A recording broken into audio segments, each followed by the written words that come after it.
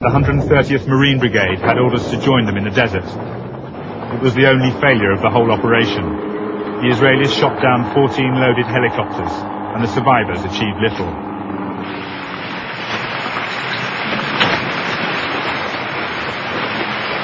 The Egyptian generals had estimated they would lose 10,000 men in crossing the canal alone. In fact, the barrage kept most Israelis in their bunkers. And throughout this most dangerous Third Army poured more men into the Sinai. In imitation of Israeli tactics, heli-borne troops had been dropped behind the lines.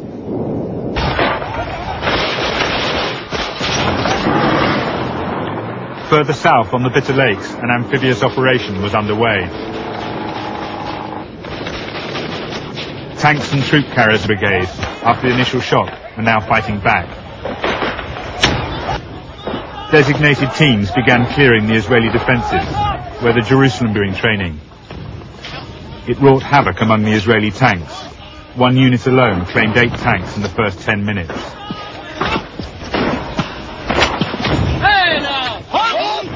With the tank defence now in place and heavier equipment arriving, the second phase of the operation could begin. And the latest Soviet anti-tank missile, the Saga. Unfolded from a suitcase, it could be set up in minutes. Its wire guidance system and 3,000-yard range demanded courage and skill from the operators.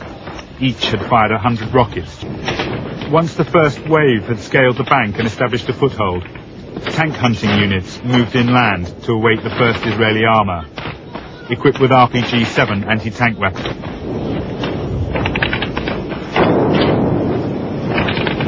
And turning it into a wall of flame. The Egyptians took no chances. The night before, frogmen had blocked pipes leading down to the canal. 8,000 Egyptian infantry began crossing the canal in rubber dinghies at midpoint between the forts.